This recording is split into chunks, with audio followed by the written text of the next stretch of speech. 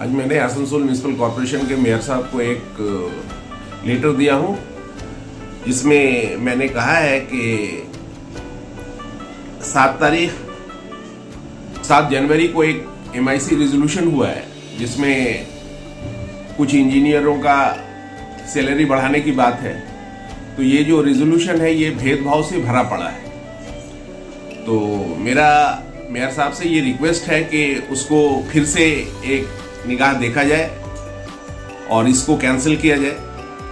आप देखेंगे कि जो लोग 2007 में अपॉइंट हुए, उनका एज ए असिस्टेंट इंजीनियर जो ग्रेजुएट इंजीनियर है, उनका सैलरी आज 20 से 25 हज़ार रुपये है।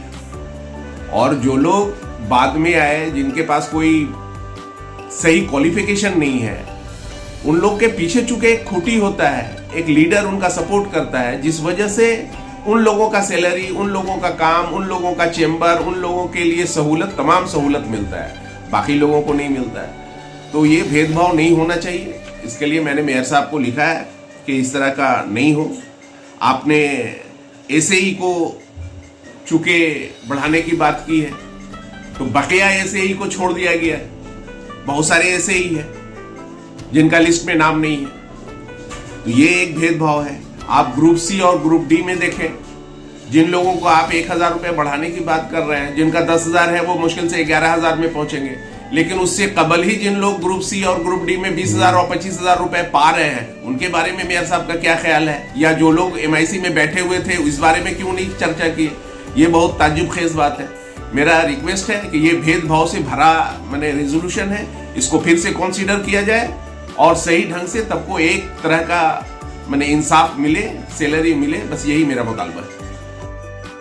सहारा फाइनेंस कंपनी में जिन लोगों ने रुपए जमा किया था, अपना रुपए वापस नहीं मिलने की वजह से लोगों में काफ़ी बेचैनी देखी पाई जा रही है। अपने पैसा को पाने के लिए आज अखिल भारतीय जन कल्याणी मंच के बैनर तले मुतासरीन ने DM से मुलाकात की और ये गुहार लगाया कि उनके पैसे की मैच्योरिटी होने के बावजूद भी उनको पैसे नहीं मिल रही है, उसके लिए जल्द से जल्द इंतज़ाम करें। इन लोगों ने ये भी कहा कि अगर पैसा नहीं मिलेगा तो आने वाले दिनों में एक तहरीक चलाई जाएगी और ये कोशिश की जाएगी कि जिन लोगों ने पैसा जमा किया है उनको जल्द से जल्द पैसा मिल जाए। आज किस लिए आए हैं आप लोग? किस संस्था से? पूरा डिटेल बताइए। जी, हम लोग विगत 7 दिसंबर 2022 को हजारों लोगों का संख्या में हम लोग DM ऑफिस में एक डेपुटेशन दिए थे सहारा कंपनी के विरुद्ध में। सहारा कंपनी पूरे पश्चिम बंगाल में अपने जाल को बिछाए रही थी और कई वर्षों से पैसा जमा ले रही थी, लेकिन जब मैच्योरिटी का समय आया, जब लोगों का भुगतान का समय आया, तो कंपनी भुगतान देने में मुकर रही है, जिसकी वजह से क्या हो रहा, बहुत सारे लोग पीड़ित हैं। कोई अपनी बच्ची का शादी नहीं कर पा रहे हैं, कोई किसी घर में कोई बीमार है तो उसका बढ़िया इलाज नहीं हो पा रहा। बहुत सारे लोगों ने अपने भविष्य में बच्चों को पढ़ाने के लिए, फीस देने के लिए जो पैसा जमा किया था वो नहीं ले पा रहे हैं, जिसकी वजह से एक बहुत विकट स्थिति पैदा हो गया है। आज पूरे बंगाल में हर एक जिला में हजारों लाखों की संख्या में लोग पीड़ित हैं, लेकिन कंपनी इसके बारे में कुछ सोच नहीं रही है। तो हम लोग पश्चिम बर्धमान जिले से जितने भी निवेशक हैं जो सहारा कंपनी में पैसा जमा करके जिनको नहीं मिल रहा, उनको जनसमूह लेकर के हम लोग DM साहब को डेपुटेशन दिए थे कि DM साहब अपने स्तर से इस पर कोई कार्रवाई करें।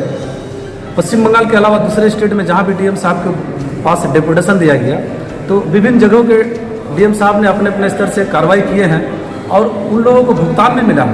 इसलिए आस हम लोग के अंदर में जगी कि हम लोग भी DM साहब के पास अपना एक मुद्दा को रखेंगे कि सहारा पीड़ितों का भुगतान के लिए कुछ विचार किया जाए। इसीलिए हम लोगों ने 7 तारीख को एक डेपुटेशन दिया था।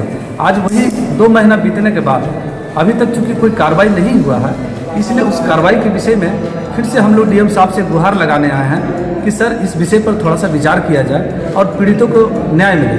तो आज रिमाइंडर दीजिएगा फिर? जी, आज हम लोग रिमाइंडर देंगे। ये हमारा रिमाइंडर लेटर है। इस लेटर के माध्यम से सर को हम अवगत कराएंगे कि सर 2 महीना हो गया है, अभी हम लोगों को किसी प्रकार का राहत नहीं मिला। पहले तो साइबर क्राइम है, साइबर क्राइम यानी कि ऐसा कोई क्राइम, ऐसा कोई मेमोरियल हाई स्कूल में एक बेदारी मुहिम चलाई गई, जिसमें काफ़ी तादाद में लड़कियां शामिल होकर इससे फ़ायदा हासिल किया। आइए रिपोर्टर के साथ देखते हैं।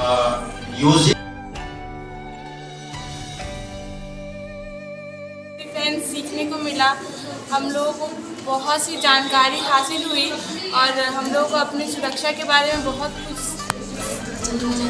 जानने को मिला और हम लोग अपने आप को कैसे महफूज रख सकते हैं दूसरों से, कैसे अपने को मतलब अपने को किसी से फाइट करके बचा सकते हैं, वो उसकी शॉर्ट ट्रिक्स भी बताए और हम लोगों को बहुत कुछ एक्सपीरियंस। इससे अगर किसी का मैसेज वगैरह आया फ्रॉड का तो हम लोग को पहले से जानकारी हासिल है तो हम लोग इससे फ्रॉड से बच पाएंगे। कैसे जानकारी? हम लोग के व्हाट्सएप में लॉटरी वगैरह का मैसेज आया, उसने हमें अगर उन्होंने हमें पर्सनल डिटेल मांगी तो हम लोग नहीं देंगे। अगर हम उनको नहीं जानते तो हम उनको नहीं देंगे अपना पर्सनल डिटेल, जिससे हम लोग महफूज रह सकते हैं। और दूसरा, अगर कोई हम अनजान व्यक्ति हम लोग से फ़ोटो मांगता है तो हम लोग नहीं देंगे, इससे भी हम लोग महफूज रह सकते हैं। बहुत अच्छा है। क्या नाम है आपका? अवेयरनेस होना बहुत ज़रूरी है एट स्कूल लेवल के, उन लोगों को भी जानकारी हो कि साइबर क्राइम क्या होता है और अगर कहीं वो जाती है, अगर वो ईव टीजिंग का शिकार होती है तो कैसे अपने आप को प्रोटेक्ट करें कि वो इस प्रोग्राम के ज़रिए एटलीस्ट अपने आप को सेफ कर पाएंगी। और इनिशियली क्या उन लोगों को स्टेप लेना चाहिए, सर दिखाए हैं कि कैसे वो लोग अपना हैंड मूवमेंट करके अपने आप को सेव कर सकती है। तो काफ़ी अच्छा रहा ये प्रोग्राम। इन लोगों के अंदर बहुत सारी बातें जो इन लोगों को पहले से नहीं मालूम थी, अवेयरनेस इन लोगों को हुई है, थोड़ा कॉन्फिडेंस भी इन लोगों का बूस्ट हुआ है ना जी। आप लोग सब मैं इस स्कूल में इंग्लिश की टीचर हूँ, HS सेक्शन में क्लास लेती हूँ। मेरा नाम तरन्नुम अनवर है।